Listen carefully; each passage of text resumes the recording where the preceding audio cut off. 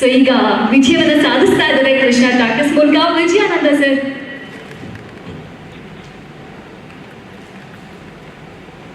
ನಮಸ್ತೆ. ಕೆಲಸ ಅಂತ ಬಂದಾಗ ಊಟ ಇಲ್ಲ, ನಿದ್ರೆ ಇಲ್ಲ, ತಿಂಡಿ ಇಲ್ಲ, ಏನ್ ಬೇಕಾದ್ರೆ ಬಿಟ್ಬಿಡ್ತೀರಂತೆ, ಹೌದಾ? ಕೆಲಸ ಹೊಟ್ಟೆ ತುಂಬಿಸುತ್ತೆ ನನಗೆ. ಕೆಲಸ ಮಾಡ್ತಾ ಏನ್ ಖುಷಿ ಕೊಡುತ್ತೋ ಆ ಕೆಲಸ ಸಮಯನ ಮರೆಸುತ್ತೆ. ಸಮಯ ಯಾವಾಗ ಮರಿತಾ ಹೋಗ್ತೀವೋ ಆ ಮನಸ್ಸು ತೃಪ್ತಿ ಆಗ್ತಾ ಹೋಗುತ್ತೆ. ಅಚ್ಚುಕಟ್ಟಾಗಿ ಕೆಲಸ ಆಗ್ತಿದೆಯಪ್ಪ, ಅದು ತುಂಬಾ ಮುಖ್ಯ ನನಗೆ.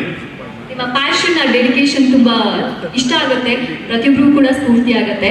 ಈ ಕೃಷ್ಣ ಟಾಕೀಸ್ ಅನ್ನೋದು ಕೂಡ ನೀವು ಬಹು ವರ್ಷದ ಕನಸು ಅಂತ ಹೇಳ್ಬೋದು. ಈ ಚಿತ್ರಕಥೆ ಹೇಗೆ ಮೂಡಿ ಬಂತು? ಕೃಷ್ಣ ಟಾಕೀಸ್ ನನಗೆ ಕಾಶಿನಾಥ್ ಅವರ ಕೊನೆ ಸಿನಿಮಾ ಡೈರೆಕ್ಟ್ ಮಾಡಿದೆ. ಆ ಸಿನಿಮಾ ಬಂತು, ಅದು ಬಂದಿದ್ದು ಗೊತ್ತಿಲ್ಲ, ಹೋಗಿದ್ದು ಗೊತ್ತಿಲ್ಲ, ಆ ಥರದ್ದೇನೋ ಆಯ್ತು. ಅದಾದ ನಂತರ ನನ್ನಲ್ಲೇ ನನ್ನ ಕೆಲವು ಆಲೋಚನೆಗಳು ಬದಲಾಗ್ತಾ ಹೋಯ್ತು. ಅಂದ್ರೆ ಒಂದು ಸಿನಿಮಾದ ಪ್ರಕ್ರಿಯೆ ಏನಿದೆ, ನನ್ನ 20 ವರ್ಷದ ವೃತ್ತಿ ಜೀವನದ ಅನುಭವ, ಅದೆಲ್ಲವನ್ನು ಇಟ್ಕೊಂಡು ನಾನು ಒಂದು ಸಿನಿಮಾ ಮಾಡೋದಾದ್ರೆ ಅದು ಚಿತ್ರರಂಗದಲ್ಲಿ ಒಂದು ಮೈಲಿಗೆಲ್ಲ ಉಳಿಬೇಕು ಅನ್ನೋದೊಂದು ಹಂಬಲ. ಪ್ರತಿಯೊಬ್ಬ ನಿರ್ದೇಶಕನಿಗೂ ಪ್ರತಿಯೊಬ್ಬ ಕಥೆಗಾರನಿಗೂ ಆ ಒಂದು ಹುಚ್ಚು ಮತ್ತೆ ಕಿಚ್ಚು ಎರಡೂ ಇರುತ್ತೆ. ಅದೆಲ್ಲವೂ ಆ ಕಿಚ್ಚು ಮತ್ತೆ ಅದು ನನಗೆ ಕಾಡ್ತಾ ಹೋಯ್ತು. ಯಾಕೆ ಇದಾಯ್ತು, ಇಲ್ಲ ಇದಾಗಬಾರ್ದು. ಸೊ 2 ವರ್ಷದ ತಪಸ್ಸು ಈ ಕೃಷ್ಣ ಟಾಕೀಸ್ನ ಕಥೆ.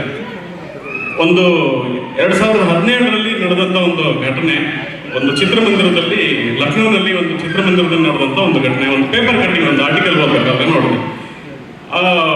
ಅದನ್ನ ಪೇಪರ್ ಕಟ್ಟಿಂಗ್ ಆಗಿ ಎತ್ತಿಟ್ಕೊಂಡು ತುಂಬಾ ಕಾಡ್ತಾ ಹೋಯ್ತು ಆ ಘಟನೆ. ಸೊ ಆ ಘಟನೆ ಇಟ್ಕೊಂಡು ಯಾಕೆ ಒಂದು ಸಿನಿಮಾ ಮಾಡಬಾರ್ದು ಅಂತ ಹೇಳಿ 2 ವರ್ಷ ಕಂಪ್ಲೀಟ್ ಸ್ಕ್ರಿಪ್ಟಿಗೆ ಅಂತ ಕುಂತೆ. ಆ 2 ವರ್ಷ ಹೋಗಿದ್ದು ಗೊತ್ತಾಗಿಲ್ಲ. ಸ್ಕ್ರಿಪ್ಟ್ ಕಂಪ್ಲೀಟ್ ಆದ್ಮೇಲೆ ನನ್ನ ಕಣ್ಮುಂದೆ ಒಂದು ಕೃಷ್ಣ ಟಾಕೀಸ್ನ ಅದ್ಭುತವಾದ ಒಂದು ಕ್ಯಾನ್ವಾಸ್ ಇತ್ತು.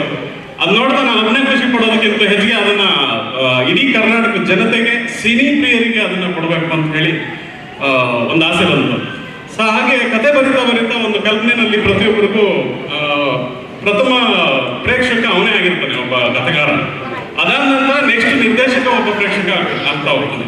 ಅದಾದ ನಂತರ ಸಿನಿಮಾ ಕಟ್ಕೊಟ್ಟಾದ್ಮೇಲೆ ಅದನ್ನ ಪ್ರೇಕ್ಷಕರ ಮುಂದೆ ಇಡುವಂತ ಒಂದು ಫಿಲ್ಟರ್ ಕಂಪ್ಲೀಟ್ ಏನ್ ಬೇಕು ಪ್ರೇಕ್ಷಕರಿಗೆ ಅನ್ನೋದಕ್ಕೆ ಮುಂಚೆನೆ ಒಂದಷ್ಟು ಫಿಲ್ಟರ್ಗಳಿರ್ತವೆ.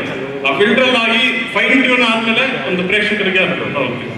ಸೊ ಹಾಗೆ ಪ್ರತಿ ಹಂತದಲ್ಲೂ ದಾಟ್ತಾ ಕಣ್ಮುಂದೆ ಬರ್ತಾ ಇದ್ದಂತ ಪಾತ್ರ, ಈ ಪಾತ್ರ ಯಾರು ಮಾಡಿದ್ರು ಅಂತಂದ್ರೆ ಕಂಪ್ಲೀಟ್ ಕಣ್ಮುಂದೆ ಬರ್ತಾ ಇದ್ದ ನಮ್ಮ ಅಜಯ್ ರಾವ್ ಅವರು.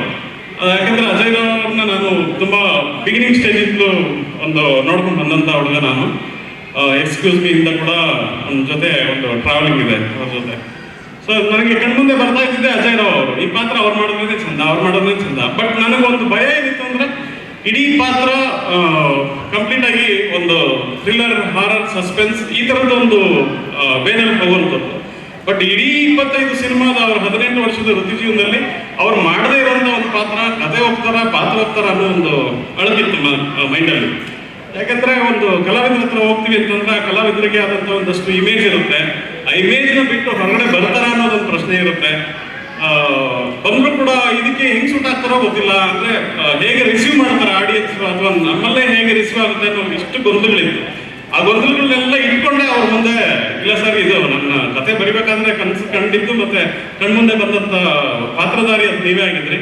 ಯಾಕಂದ್ರೆ ಆ ಪಾತ್ರಕ್ಕೆ ಯಾವಾಗಲೂ ಕೂಡ ಒಬ್ಬ ಕಲಾವಿದ ಆತನ ಶರೀರ ಮತ್ತೆ ಶಾರೀರ ಎರಡು ತುಂಬಾ ಮುಖ್ಯ ಒಬ್ಬ ಕಲಾವಿದನಿಗೆ. ಅದರಲ್ಲಿ ನನಗೆ ಆ ಪಾತ್ರದ ಮೂಲಕ ನಾನು ಅಜಯ್ ಅವ್ರನ್ನೇ ನೋಡ್ತಾ ಇದ್ದೆ. ಹಾಗಾಗಿ ನಾನು ಅಜಯ್ ಅವ್ರ ಹತ್ರ ಕತೆ ಹೇಳಿದೆ. ಕತೆ ಕೇಳ್ತಿದ್ದಂಗೆ ಅವರು ಒಂದ್ ಸೆಕೆಂಡ್, ಇದು ನೀವೇ ಬರ್ದ್ರ ಅಂತ. ಹೌದು ಸರ್, ಯಾಕೆ ಸರ್? ಇಲ್ಲ ಯಾಕೆ ಇಲ್ಲ ಕೇಳಿದೆ. ಅದೇನಕ್ಕೆ ಕೇಳಿದ್ರು ಅಂತ ಗೊತ್ತಿಲ್ಲ, ಅದು ಅವರೇ ಆನ್ಸರ್ ಮಾಡ್ಬೇಕು ನನಗೆ. ಹೌದು ಸರ್ ಯಾಕೆ? ಇಲ್ಲ, ಓಕೆ ಮುಂದೆ ಹೇಳಿ. ಕತೆ ಎಲ್ಲ ಕೇಳಾದ್ಮೇಲೆ ಲಿಟ್ರಲಿ ತುಂಬಾ ಥ್ರಿಲ್ ಆದ್ರು. ಇಡೀ ಕತೆ ಮತ್ತೆ ಚಿತ್ರಕಥೆಯ ವೇಗ, ಅದರ ನಾನಾ ತಿರುವುಗಳು, ಒಂದು ಜಲಪಾತ ಜರಿ ಇದ್ದ ಹಾಗೆ ಅಲ್ಲಲ್ಲಿ ತಿರುವುಗಳು, ಮತ್ತೆ ಉಮ್ಮುತ್ತೆ, ಮತ್ತೆ ಪ್ರಶಾಂತವಾಗಿ ಹೋಗುತ್ತೆ, ಮತ್ತೆ ದಿಢೀರಂತ ಒಂದು ಪ್ರಪಾತ, ಈ ರೀತಿ ಹಲವು ತಿರುವುಗಳನ್ನ ಇಟ್ಕೊಂಡು ಮಾಡೋದಂತ ಒಂದು ಅದ್ಭುತವಾದಂತ ಒಂದು ಚಿತ್ರಕಥೆ ಇದು. ಸೊ ಕನ್ನಡದಲ್ಲಿ ನನ್ನ ತಿಳುವಳಿಕೆ ಮಟ್ಟಿಗೆ ಈ ರೀತಿ ಒಂದು ಹಾರರ್, ಥ್ರಿಲ್ಲರ್, ಸಸ್ಪೆನ್ಸ್ ಇರುವಂತ, ಕಮರ್ಷಿಯಲ್ ಎಂಟರ್ಟೈನ್ಮೆಂಟ್ ಇರುವಂತ ಪ್ಯಾಕೇಜ್ ಸಿನಿಮಾ ನಾನು ಇದುವರೆಗೂ ನೋಡಿಲ್ಲ. ಹಲವಾರು ಸಿನಿಮಾಗಳು ನೋಡಿದ್ವಿ, ಅದು ನೋಡ್ತಾನೆ ಬೆಳೆದವರು ನಾವು. ದೇಸಾಯಿ ಅವರ ಸಿನಿಮಾಗಳ ಮುಂದೆ ನಮ್ಮದೇನೂ ಅಲ್ಲ ಆಕ್ಚುಲ್ ಆಗಿ. ಬಟ್ ಅದೆಲ್ಲ ಒಂದು ಜಾನರ್ ಆಗಿ ಉಳಿದಿದೆ. ಆದರೆ ಆ ಜಾನರನ್ನ ಬ್ರೇಕ್ ಮಾಡಿ ಕಂಪ್ಲೀಟ್ ಒಂದು ಬೇರೆ ಥರದ ಒಂದು ಪ್ಯಾಕೇಜ್ನ ಕೊಡೋಣ ಅಂತ ಹೇಳಿ ಒಂದಷ್ಟು ಶ್ರಮಪಟ್ಟಿದ್ದೆ. ಸೊ ಅದು ಖುಷಿ ಕೊಡ್ತು. ಹಾಗೆ ಕತೆ ಹೇಳಬೇಕಾದ್ರೆ ಅವರು ಎಷ್ಟು ಥ್ರಿಲ್ ಆದರೂ ಅವರು ಒಪ್ಕೊಂಡ್ಮೇಲೆ ನಾನಷ್ಟು ಥ್ರಿಲ್ ಆದ್ರೆ ಹೌದು, ಒಂದು ಸ್ಟೆಪ್ಪಲ್ಲಿ ಈಗ ಪಾಸ್ ಆಗಿದ್ದೀವಿ. ಸೊ ನೆಕ್ಸ್ಟ್ ಸ್ಟೆಪ್ ಈಗ ಅದಕ್ಕೆ ಬಂಡವಾಳ ಹಾಕಂತ ಹೋಗ್ಬೇಕು. ಸೊ ಒಂದು ಕನಸು ಕಾಣೋದು ಅಷ್ಟೇ ಮುಖ್ಯ ಅಲ್ಲ, ಆ ಕನಸನ್ನ ಕ್ಯಾನ್ವಾಸ್ ಅಲ್ಲಿ ತರುವಂಥದ್ದು ಇದೆಯಲ್ಲ, ಅದು ತುಂಬಾ ದೊಡ್ಡ ಪ್ರಶ್ನೆ. ಆ ಪ್ರಶ್ನೆಗೆ ಉತ್ತರ ಕಂಡುಕೊಳ್ಳೋ ದಾರಿನಲ್ಲಿ ನನಗೆ ನನ್ನ ಗೆಳೆಯರಾದಂಥ ಶ್ರೀಧರ್ ಸಂಭ್ರಮ್ ಅವರು ಸಿಕ್ಕಿದ್ರು. ನನ್ನ ಕನಸನ್ನ ಅವ್ರ ಹತ್ರ ಹಂಚ್ಕೊಂಡೆ, ಅವರು ಕೇಳಿ ಥ್ರಿಲ್ ಆದ್ರು. ಸೊ ನನ್ನ ಕನಸು ಯಾರೆಲ್ಲ ಕೇಳ್ತಾ ಇದ್ರು ಅವರೆಲ್ಲರೂ ಥ್ರಿಲ್ ಆಗ್ತಾ ಇದ್ರು. ಈ ಕನಸು ನನಸು ಆಗ್ಬೇಕು ಅನ್ನೋ ಒಂದು ಹಂಬಲ ಇಟ್ಕೊಂಡು ನನ್ನ ಜೊತೆ ಕೈ ಜೋಡಿಸಿದ್ರು. ಅವ್ರ ಜೊತೆಗೆ ಗೆಳೆಯರಾದಂಥ ಗೋವಿಂದ್ ಸರ್ ಬಂದರು, ನಿರಂತರ ಬಂದರು. ಹೀಗೆ ಎಲ್ಲರೂ ಒಟ್ಟಿಗೆ ಒಂದೇ ಒಂದು ಕಣ್ಮುಂದೆ ಗುರಿ ಇದ್ದಾಗ ಎಲ್ರಿಗೂ ಆ ಗುರಿ ತಲುಪೋದು ತುಂಬಾ ಶಕ್ತಿಶಾಲಿಯಾಗಿ ನುಗ್ತಾ ಹೋಗ್ತೀವಿ. ಅದು ಇಡೀ ತಂಡ ಹೇಗೆ ಸ್ಟ್ರಾಂಗ್ ಆಯ್ತು ಅಂತಂದ್ರೆ ನನಗೆ ಹಿಂದೆ ತಿರುಗಿ ನೋಡೋಂಥ ಪ್ರಮೇಯನೇ ಬರಲಿಲ್ಲ. ಹಿಂದೆ ತಿರುಗಿ ನೋಡಿದ್ರೆ ನನ್ನ 2 ವರ್ಷದ ಏನು ಕನಸು ತಪಸ್ಸಿತ್ತು ಈ ಸ್ಕ್ರಿಪ್ಟ್ ಮೇಲೆ, ಅದು ಖುಷಿ ಕೊಡ್ತು. ಅದಾದ ನಂತರ ಶೂಟಿಂಗ್ ಪ್ರೊಸೆಸ್ ಶುರುವಾಗಿದ್ದು ಗೊತ್ತಿಲ್ಲ, ಸಿನಿಮಾ ಮುಗಿಸಿದ್ದು ಗೊತ್ತಿಲ್ಲ. ಅಂದ್ರೆ ಪ್ರತಿ ಹಂತದಲ್ಲೂ ಶೂಟಿಂಗ್ ಅಲ್ಲಿ ಏನೆಲ್ಲ ನನಗೆ ಅವಶ್ಯಕತೆ ಇತ್ತು, ಟೆಕ್ನಿಕಲಿ ಆಗ್ಬೋದು, ಆಮೇಲೆ ಇಡೀ ಕಲಾವಿದರ ತಂಡ ಆಗ್ಬೋದು, ಟೆಕ್ನಿಷಿಯನ್ಸ್, ಪ್ರತಿಯೊಂದು ಲೊಕೇಶನ್ಸ್ ವೈಸ್ ಆಗ್ಬೋದು, ಕಾಸ್ಟ್ಯೂಮ್ಸ್ ವೈಸ್ ಎಲ್ಲವೂ ಕೂಡ ಕುಂತು ಡಿಸ್ಕಸ್ ಮಾಡಿ ಹಿಂಗೆ ಅಂತ ಹೇಳ್ತಿದ್ದಂಗೆ ಎಲ್ಲರೂ ಓಕೆ ಸರ್ ಮಾಡಿ ಡನ್.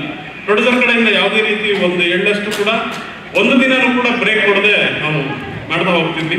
ಸೊ ಪ್ರತಿ ಸೆಗ್ಮೆಂಟ್ಗೂ ಪ್ರತಿ ಶೆಡ್ಯೂಲ್ಗೂ ಏನೆಲ್ಲ ಬೇಕೋ ಅದನ್ನ ಒದಗಿಸ್ತಾ ಇದ್ರು. ಹಾಗೆ ಪ್ರತಿಯೊಂದು ನೀಟಾಗಿ ನಡ್ಕೊಂಡೋಯ್ತು. ಆಕ್ಚುಲಿ ನಾವು 56 ದಿನ 58 ದಿನ ಶೂಟಿಂಗ್ ಶೆಡ್ಯೂಲ್ ಇದ್ದಿದ್ದು 53 ದಿನಕ್ಕೆ ಮುಗಿದೋಯ್ತು. ಸೊ ಕಂಪ್ಲೀಟ್ ಪ್ರಾಜೆಕ್ಟ್ ಏನಿದೆ ಅವ್ರಿಗೂ ಕೂಡ ನಿರ್ಮಾಪಕರಿಗೆ ಸಿನಿಮಾ ಮಾಡ್ತಾ ಫಸ್ಟ್ ಶೆಡ್ಯೂಲ್ ಅಲ್ಲಿ ಹೇಗೋ ಮಾಡ್ತಾರೋ ಏನ್ ಮಾಡ್ತಾರೋ ಅನ್ನೋ ಒಂದು ತವಕ ಇತ್ತು ನಿರ್ಮಾಪಕರಿಗೆ. ಮಾಡ್ತಾ ನಿರ್ಮಾಪಕರಿಗೆ ಕ್ವಾಲಿಟಿ ಪ್ರಾಡಕ್ಟ್ ಬರ್ತಾ ಇದೆ, ಕರೆಕ್ಟ್ ನಾನು ಹೋಗ್ತಾ ಇರೋ ದಾರಿ, ಒಂದು ಒಳ್ಳೆ ಸಿನಿಮಾಕ್ಕೆ ನಾನು ಬಂಡವಾಳ ಹಾಕ್ತಾ ಇದ್ದೀನಿ ಅನ್ನೋ ಧೈರ್ಯ ನಮಗೆ ಎರಡೂ ಬಂತು. ಆ ನಂಬಿಕೆ ಧೈರ್ಯ ಎರಡೂ ನನ್ನ ಮೇಲೆ ಇಟ್ಟಿದ್ದಕ್ಕೆ ನಾನು ಅವ್ರಿಗೆ ಚಿರಋಣಿಯಾಗಿರ್ತೀನಿ. ಸೊ ಅದಾದ ನಂತರ ಇಡೀ ಪ್ರಾಡಕ್ಟ್ ರೆಡಿ ಆದ್ಮೇಲೆ ಅವರು ಮೊನ್ನೆ ಸಿನಿಮಾ ನೋಡಿದ್ರು. ಸಿನಿಮಾ ನೋಡ್ತಿದ್ದಂಗೆ ತುಂಬಾ ಖುಷಿ ಪಟ್ರು. ಸೊ ಇಲ್ಲ ಸರ್, ನೀವೇನು ಕಥೆ ಹೇಳಿದಿರೋ ಅದು ಪರದೆ ಮೇಲಿದೆ ಸರ್.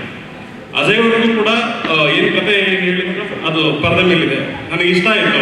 ಕಂಪ್ಲೀಟ್ ಒಂದು ಹೊಸ ಜಾನರ್ ಸಿನಿಮಾ, ನಾನು ಹೊಸ ಥರ ಕಾಣ್ತಾ ಇದ್ದೀನಿ, ಪಾತ್ರ ಚೆನ್ನಾಗಿದೆ. ಸೊ ಪ್ರತಿಯೊಂದು ಒಂದು ಒಳ್ಳೆ ಕೆಲಸ ಮಾಡಿದಾಗ ಹೇಗೆ ಬೆಂತಟ್ಟಿ ಪ್ರೋತ್ಸಾಹ ನೀಡ್ತಾರೋ ಅವ್ರಿಗೆ ಇನ್ನೂ ಹುಮ್ಮಸ್ ಬರುತ್ತೆ. ಅಷ್ಟೆಲ್ಲ ಪ್ರೋತ್ಸಾಹ ಸಿಕ್ತು, ಹುಮ್ಮಸ್ ಸಿಕ್ತು. ಸೊ ಇಷ್ಟು ಒಂದು ಸಿನಿಮಾ ಇಷ್ಟು ಅದ್ಭುತವಾಗಿ ಮೂಡಿ ಬರೋದಕ್ಕೆ ಕಾರಣ ನನ್ನ ಇಡೀ ತಂಡ ಅಂತಂದ್ರೆ ನನ್ನ ಡೈರೆಕ್ಷನ್ ಡಿಪಾರ್ಟ್ಮೆಂಟ್ ಆಗ್ಬೋದು, ನನ್ನ ಟೆಕ್ನಿಷಿಯನ್ಸ್, ಬೇರೆ ಕ್ಯಾಮ್ರಾಮನ್ ಅಭಿಷೇಕ್ ಕಾಸರಗೋಡು, ನನ್ನ ಎಡಿಟರ್ ಶ್ರೀಕಾಂತ್, ಅದಾದ ನಂತರ ನಮ್ಮ ಸಂಗೀತ ನಿರ್ದೇಶಕರು ಶ್ರೀಧರ್ ಸಂಭ್ರಮ್, ಹೀಗೆ ಪ್ರತಿಯೊಬ್ಬರು ಒಂದು ಪಿಲ್ಲರ್ ಆಗಿ ನನ್ನ ಜೊತೆಗೆ ನಿಂತರು. ಇವತ್ತು ಈ ಒಂದು ಕೃಷ್ಣ ಟಾಕೀಸ್ನ ಕಟ್ಟಿದ್ದೀವಿ. ಆ ಟಾಕೀಸ್ ಒಳಗೆ ಪ್ರೇಕ್ಷಕರು ಬಂದು ಕೃಷ್ಣ ಟಾಕೀಸ್ನ ನೋಡುವಂಥ ಒಂದು ಸನ್ನಿವೇಶ ಬಂದಿದೆ. ಈಗ ಆ ಒಂದು ದಿನ ಹತ್ರ ಬಂದಿದೆ. ಇನ್ನೊಂದು 4-5 ದಿನದಲ್ಲಿ ಸಿನಿಮಾ ರಿಲೀಸ್ ಆಗುತ್ತೆ ಬರೋ ಶುಕ್ರವಾರ. ಸಿನಿಮಾ ಎಲ್ಲರೂ ನೋಡಿ ಖುಷಿ ಪಡಿ. ಇಡೀ ತಂಡದ ಜೊತೆಗೆ ನಾನು ಇನ್ನೂ ಮುಖ್ಯವಾಗಿ ನನ್ನ ಡೈರೆಕ್ಷನ್ ಡಿಪಾರ್ಟ್ಮೆಂಟ್ ನವೀನ್, ಹಾಗೆ ವಸಂತ್, ಹಾಗೆ ನನ್ನ ಜೊತೆಗೆ ಕೆಲಸ ಮಾಡಿದಂಥ ಸತೀಶ್ ಅವರು ಕೂಡ ವೇದಿಕೆ ಮೇಲೆ ಬರಬೇಕು ಅಂತ ಕೇಳ್ಕೊತೀನಿ. ಯಾಕಂದ್ರೆ ಒಬ್ಬ ನಿರ್ದೇಶಕನಿಗೆ ಇಡೀ ತಂಡ ಅಂತಂದ್ರೆ ಅವ್ರ ಹಗಲು ರಾತ್ರಿ ಅವನ ಕನಸು ಜೊತೆಗೆ ಟ್ರಾವೆಲ್ ಆಗುವಂತ ಒಂದು ತಂಡ ಇರಬೇಕು. ಸೊ ಅದನ್ನ ಪ್ರತಿಯೊಂದು ಸೆಕೆಂಡು ಕೂಡ ನಾನೇನು ಆಲೋಚನೆ ಮಾಡ್ತಿರ್ತೀನೋ ಅದೇ ರೀತಿ ಆಲೋಚನೆಗಳು ಕೂಡ ನನ್ನ ಅಸಿಸ್ಟೆಂಟ್ಸು ಅಥವಾ ನನ್ನ ಸಹೋದ್ಯೋಗಿಗಳು ಏನಿರ್ತಾರೋ ಅವ್ರ ಮೈಂಡಲ್ಲಿ ಅದು ಓಡ್ತಾ ಇದ್ರೆ ಅದು ಕೆಲಸ ಪಡೋದು ನನಗೆ ಆಗ್ತಾ ಹೋಗೋದು. ನಾನು ಹೇಳಿ ಮಾಡಿಸೋದಕ್ಕೂ ಅವರೇ ಅರ್ಥ ಮಾಡ್ಕೊಂಡು ಮಾಡೋದಕ್ಕೂ ತುಂಬಾ ವ್ಯತ್ಯಾಸ ಇದೆ. ಆ ರೀತಿ ಒಂದು ತಂಡ ನನ್ನ ಜೊತೆಗಿತ್ತು. ಅದು ತುಂಬಾ ಖುಷಿ ಕೊಡುವಂಥ ವಿಚಾರ. ಇಡೀ ಸಿನಿಮಾದಲ್ಲಿ ನನಗೆ ಒಂದು ಒಳ್ಳೆ ಇದು ನನ್ನ ಜೀವನದಲ್ಲಿ, ಒಂದು ವೃತ್ತಿ ಜೀವನದಲ್ಲಿ ಈ ಕೃಷ್ಣ ಟಾಕೀಸ್ ಒಂದು ಒಳ್ಳೆ ಮೈಲಿಗೆಲ್ಲು ಅಂತ ಹೇಳ್ಕೊಳ್ಳೋದಕ್ಕೆ ಖುಷಿ ಪಡ್ತೀನಿ, ಹೆಮ್ಮೆ ಪಡ್ತೀನಿ. ಈ ರೀತಿ ಒಬ್ಬ ನಿರ್ಮಾಪಕರು ನನಗೆ ಸಿಕ್ಕಿದ್ದು ನನ್ನ ಅದೃಷ್ಟ. ಹಾಗೆ ಈ ಸಿನಿಮಾ ಹಲವಾರು ಮುನ್ನುಡಿಗಳನ್ನ ಬರೆಯುತ್ತೆ, ಅದನ್ನ ನಂಬಿದ್ದೀನಿ ನಾನು. ಯಾಕಂದ್ರೆ ಈ ಸಿನಿಮಾದ ಒಟ್ಟಾರೆ ಪೂರ್ಣ ಏನಿದೆ ಅದು ಇಲ್ಲಿವರೆಗೂ ಕನ್ನಡ ಜನತೆ ನೋಡದೇ ಇರೋಂಥದ್ದು. ಸೊ ಪ್ರತಿಯೊಬ್ಬರು ಕೂಡ ಸೀಟ್ ಎಡ್ಜಲ್ಲಿ ಕುಂತು ಕೊನೆವರೆಗೂ ನೋಡ್ತಾರೆ ಅನ್ನೋ ಒಂದು ಭರವಸೆ ಮತ್ತು ನಂಬಿಕೆ ಎರಡೂ ಇದೆ. ನನ್ನ ತಂಡ ನನ್ನ ಜೊತೆಗೆ ಬರಬೇಕು. ಬನ್ನಿ ಶರತ್, ಸತೀಶ್ ಬನ್ನಿ. ಹಾಗೆ ಶಶಿ ಅಂತ ಇನ್ನೊಬ್ಬ ಹುಡುಗ ಇದ್ದ, ಕನಕಪುರ ರಾಜು ಅಂತ ಇನ್ನೊಬ್ಬ ಹುಡುಗ ಇದ್ದ. ಕಾರಣಾಂತರದಿಂದ ಅವರು ಬಂದಿಲ್ಲ ಈ ಸಮಾರಂಭಕ್ಕೆ.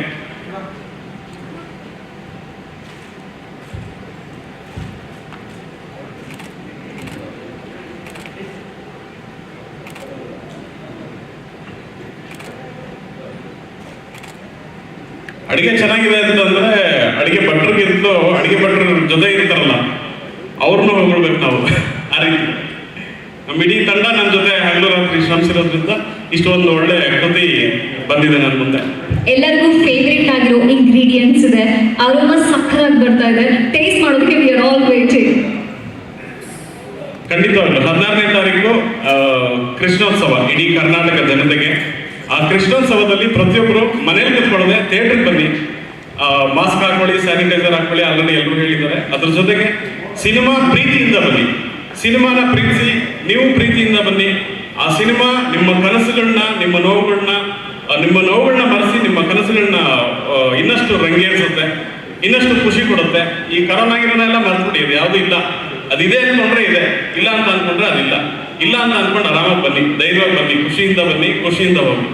ಸಿನಿಮಾ ಕೆಲವು ವಿಷಯಗಳಿಗೆ ಒಂದು ಮದ್ದಿದ್ದಂಗೆ, ಅದು ಕರೋನಾಗೂ ಕೂಡ ಅದು ಮದ್ದು. ಈ ಕೃಷ್ಣ ಟಾಕೀಸ್ ಕರೋನಾಗೆ ಮದ್ದು. ದಯವಿಟ್ಟು ಮದ್ದು ಬೇಕು, ಬನ್ನಿ Krishna talkies. Thank you. Thank you sir. ಈ ಒಂದು ಚಿತ್ರದ ಮೂಲಕ ನಮ್ಮ ಕನ್ನಡ ಇಂಡಸ್ಟ್ರಿಗೆ ಅತ್ಯುತ್ತಮ ನಿರ್ದೇಶಕರು ಸಿಕ್ಕಂತಹ ಖುಷಿ ನಮ್ಗೆ ಆಗ್ತಾ ಇದೆ. Thank you so much. ಬಹಳ ಧನ್ಯವಾದಗಳು. ಹಾಗೆ ನಮ್ಮ ಗೋವಿಂದರಾಜ್ ಅವರಿಗೆ ನಾನು ಧನ್ಯವಾದ ಹೇಳಕ್ ಇಷ್ಟಪಡ್ತೀನಿ. ಹಾಗೆ ಅಜಯ್ ಅವ್ರಿಗೂ ಕೂಡ ಧನ್ಯವಾದ ಹೇಳಕ್ ಇಷ್ಟಪಡ್ತೀನಿ. ಯಾಕಂದ್ರೆ ಒಬ್ಬ ಕಲಾವಿದರು ಅವ್ರದೇ ಆದಂತ ಒಂದು ಇಮೇಜ್ನ ಒಂದು ಕಾಯ್ಕೊಂಡಿರ್ತಾರೆ. ಹಾಗೆ ಆ ಇಮೇಜ್ನ ಬ್ರೇಕ್ ಡೌನ್ ಮಾಡಿ ನಾನು ಈ ಕತೆ ಮಾಡಬಲ್ಲೆ ಅಥವಾ ಮಾಡಬೇಕು ಅಂತ ತೀರ್ಮಾನ ತಗೊಂಡು ಈ ಪಾತ್ರನ ಫಸ್ಟ್ ಟೈಮ್ ರಿಸೀವ್ ಮಾಡಿಕೊಂಡು ಅವರ ಏನು ಕೃಷ್ಣ ಸೀರೀಸ್ ಏನಿತ್ತು ಅದೆಲ್ಲದ್ರ ಜೊತೆಗೆ ಕೃಷ್ಣ ಟಾಕೀಸ್ ಅಂತಂದ್ರೆ ಮತ್ತೆ ಇದು ಬ್ರೇಕ್ ಡೌನ್ ಆಗ್ಬಿಡುತ್ತಲ್ಲ ಹೆಂಗೆ ಅನ್ನೋ ಒಂದು ಅಳಗಿಲ್ದಂಗೆ ಇಲ್ಲ ಇದು ಗೆಲ್ಲುತ್ತೆ ಅನ್ನೋ ಒಂದು ಕಾನ್ಫಿಡೆಂಟ್ ಇಂದ ನನ್ನ ಮೇಲೆ ನಂಬಿಕೆ ಇಟ್ಟು ನನಗೆ ಕಾಲ್ಶೀಟ್ ಕೊಟ್ಟು ನನಗೆ ಸಿನಿಮಾ ಮಾಡೋಕ್ಕೆ ಮುಂದೆ ಬಂದರು. ಅವ್ರಿಗೂ ಕೂಡ ನಾನು ಥ್ಯಾಂಕ್ಸ್ ಹೇಳ್ತೀನಿ.